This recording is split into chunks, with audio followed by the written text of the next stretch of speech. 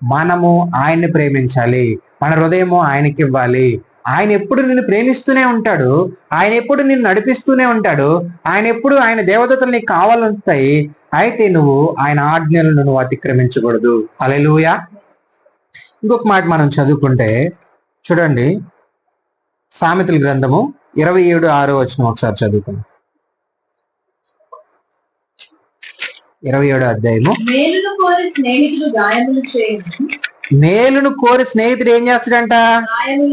గాయములు చేయను. పగవాడు లెక్కలేని ముద్దులు పెట్టును. పగవాడు ఏం చేస్తాడు? లెక్కలేని ముద్దులు పెడతాడు. ఇప్పుడు చూడండి, మేలును కోరి స్నేహితుడు ఏం చేస్తాడంట? గాయములు చేస్తాడు. అదే పగవాడు లెక్కలేని ఏం చేస్తాడంట? ముద్దులు పెడతాడు. ఎప్పుడు ముద్దులు పెడతాడు పగవాడు? మనకి ఏదైనా కీడు జరిగినప్పుడు వాడు ఏం చేస్తాడంటే సంతోషంగా ఉంటాడు. అదే మన స్నేహితుడు ఏం చేస్తాడంటే ఒకవేళ నీకు గాయం కలిగించిన ఆ గాయమును కట్టువాడు నజరేయుడైన యేసు క్రీస్తు ప్రభువారు. హల్లెలూయా. మనకి ఏదైనా ఒక సమస్య వచ్చిన ఆ సమస్యను తీర్చివేవాడు నజరేయుడైన యేసు క్రీస్తు ప్రభువారు.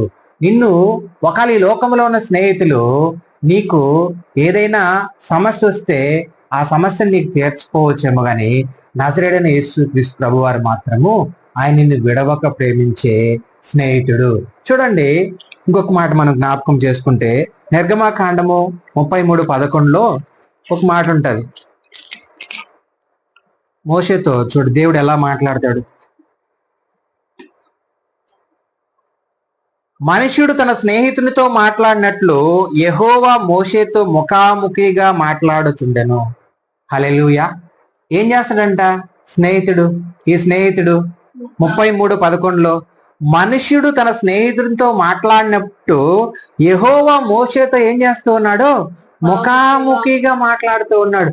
ఎప్పుడు మాట్లాడతాడనంటే ఇక్కడ చూడండి, మోషే దేవుని పని తీసుకున్నాడు.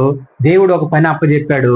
ఆ పనిని సక్రమంగా నిర్వర్తిస్తూ ఐగుప్తు నుంచి తన జనులను ఐగుప్తు నుంచి ఆ బానిసత్వములో నుంచి దేవుడు వాళ్ళని విడిపిస్తే వాళ్ళందరినీ ఏం చేస్తూ వచ్చాడు?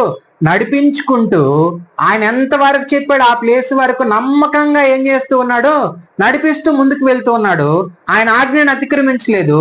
ఆయన మాటని తూచా తప్పకుండా పాటించాడు. అందుకని దేవుడు ఏం చేస్తూ ఉన్నాడు? ఒక మనుషుడు స్నేహితుడితో మాట్లాడినప్పుడు ఆ మోషేతో దేవుడు ఏం చేస్తున్నాడు? ముఖాముఖిగా మాట్లాడుతూ ఉన్నాడంట. నువ్వు దేవునితో స్నేహం చేస్తే దేవుడు నీతో అలాగా మాట్లాడతాడు. హల్లెలూయా. ఒక స్నేహితుడిలాగా నీకు తోడుగా ఉంటాడు, ఒక స్నేహితుడిలాగా నీకు నీడగా ఉంటాడు, ఒక స్నేహితుడిలాగా నిన్ను ఆదరిస్తాడు, ఒక స్నేహితుడిలాగా